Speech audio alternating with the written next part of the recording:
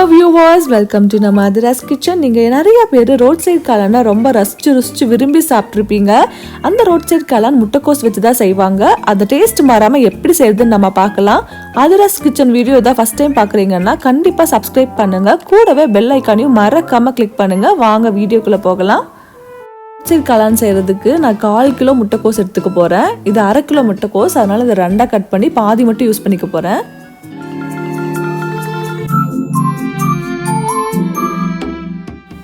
இந்த முட்டைக்கோஸை நம்ம கட் பண்ணி எடுத்துக்கலாங்க. ரொம்ப பொடியாக கட் பண்ண வேண்டியதில்லை. ஒரு மீடியம் சைஸ்க்கு கட் பண்ணி எடுத்துக்கோங்க. ரோட் சைடு காளான் மசாலா நிறைய பேர் சாப்பிட்ருப்பீங்க. அது கேலானில் செய்வாங்கன்னு நம்ம நினச்சிட்டு இருக்கோம். ஆனால் அவங்க முட்டைக்கோஸில் தான் செய்வாங்க. உங்ககிட்ட கேலான் இருந்துச்சுன்னா நீங்கள் கேலான் கூட கொஞ்சமாக இது கூட ஆட் பண்ணிக்கலாம். இல்லைன்னா முட்டைக்கோஸ்லேயே செய்யுங்க, ரொம்ப டேஸ்டியாக இருக்கும். முட்டைக்கோஸ் ஃபுல்லாக இந்த மாதிரி கட் பண்ணி எடுத்து வச்சுக்கோங்க. இப்போ முட்டைக்கோஸை நான் பொடியாக கட் பண்ணி தண்ணியில் நல்லா கழுவி எடுத்து வச்சுருக்கேன். நீங்களும் இந்த மாதிரி வடித்து எடுத்து வச்சுக்கோங்க. கோஸ் கூட நான் 1/2 கப் அளவுக்கு மைதா மாவு ஆட் பண்ணிக்கிறேங்க. இது 8 டேபிள் ஸ்பூன் பக்கம் வரும். இது கூடவே நீங்கள் 3 டேபிள் ஸ்பூன் கார்ன்ஃப்ளவர் மாவை ஆட் பண்ணிக்கோங்க. கடலை மாவு 2 டேபிள் ஸ்பூன் பக்கம் ஆட் பண்ணிக்கோங்க. இது கூட நான் 1 டீஸ்பூன் அளவுக்கு மிளகாய் தூள் ஆட் பண்ணிக்கிறேங்க. நம்ம மசாலாலையும் மிளகாய் சேர்த்துக்குவோம், அதனால நான் இப்போ அளவாக 1 டீஸ்பூன் மட்டும் ஆட் பண்ணிக்கிறேன். இது கூடவே மஞ்சள் தூள் வந்து 1/2 டீஸ்பூன் ஆட் பண்ணிக்கோங்க. இஞ்சி பூண்டு விழுது 1 டேபிள் ஸ்பூன் ஆட் பண்ணிக்கோங்க. இது கூட 1 டீஸ்பூன் அளவுக்கு கரம் மசாலா ஆட் பண்ணிக்கோங்க. உப்பு உங்களுக்கு எந்த அளவுக்கு தேவையோ அந்த அளவுக்கு ஆட் பண்ணி இதை நல்லா மிக்ஸ் பண்ணி விட்டுக்கோங்க.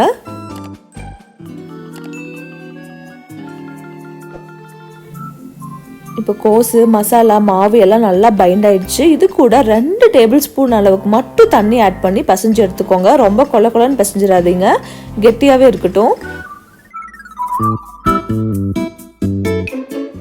இந்த பதத்துக்கு பசைஞ்சு எடுத்துக்கோங்க. ரொம்ப கொலன்னு பசைஞ்சிடாதீங்க. இதை நம்ம பொரிச்சு எடுக்க போகிறோம். கொலன்னு பசைஞ்சிங்கன்னா நல்லா கிறிஸ்பியாக வராது.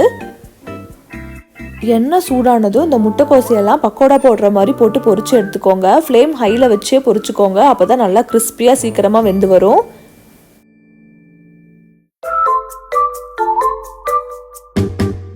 இது நல்லா பொரிய விடுங்க. பொரியறதுக்கு முன்னாடியே திருப்பி விட்டுட்டிங்கன்னா எல்லாம் கட்டாய் வந்துடும். ஸோ இப்படியே நல்லா கிறிஸ்பியாக பொரியட்டும். நல்லா பொரிஞ்சதுக்கு அப்புறமா திருப்பி விட்டுக்கோங்க.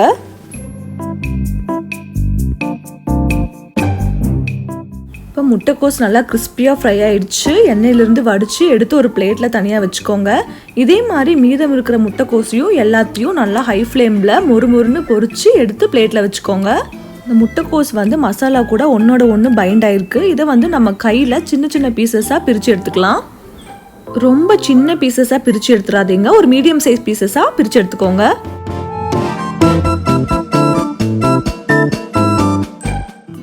ஒரு பவுலில் 2 டேபிள் ஸ்பூன் அளவுக்கு கார்ன்ஃப்ளவர் மாவு ஆட் பண்ணிக்கோங்க. இது கூட கொஞ்சமாக தண்ணி ஆட் பண்ணி நல்லா மிக்ஸ் பண்ணி விட்டுக்கோங்க. கட்டி ஆகாத மாதிரி நல்லா சாஃப்டாக மிக்ஸ் பண்ணி விட்டுக்கோங்க. ஒரு பேன் இல்லாட்டி கடாய் எடுத்துக்கோங்க. அதில் 3 டேபிள் ஸ்பூன் அளவுக்கு ஆயில் ஆட் பண்ணிக்கோங்க. இது கூட நான் 2 பெரிய வெங்காயத்தை நீளமாக கட் பண்ணி ஆட் பண்ணிக்கிறேன். வெங்காயம் ஆட் பண்ணதுக்கப்புறம் ஒரு 4 நிமிஷம் எண்ணெயிலே நல்லா வதக்கி விட்டுருங்க.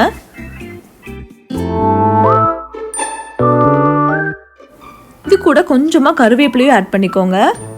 கூடவே 1 டேபிள் ஸ்பூன் அளவுக்கு இஞ்சி பூண்டு பேஸ்ட் ஆட் பண்ணிக்கோங்க.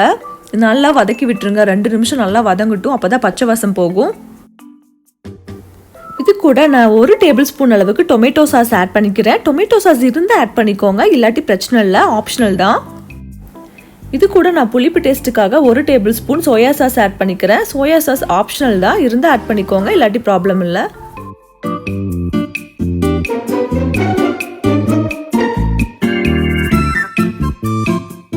சாஸ் எல்லாம் ஆட் பண்ணதுக்கப்புறம் மீடியம் ஃப்ளேமில் ஒரு 2 மினிட்ஸ் பக்கம் நல்லா வதக்கிக்கோங்க.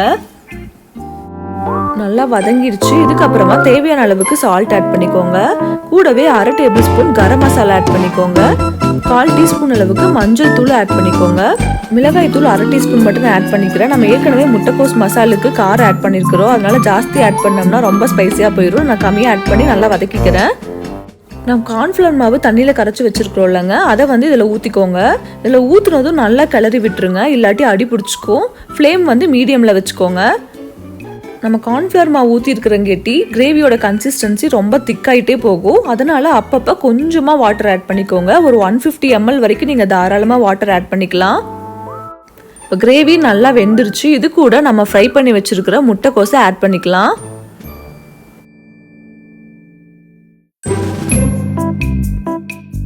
முட்டைக்கோஸ் நல்லா வேகிறதுக்காக நம்ம கொஞ்சமாக தண்ணி ஆட் பண்ணிக்கலாம்.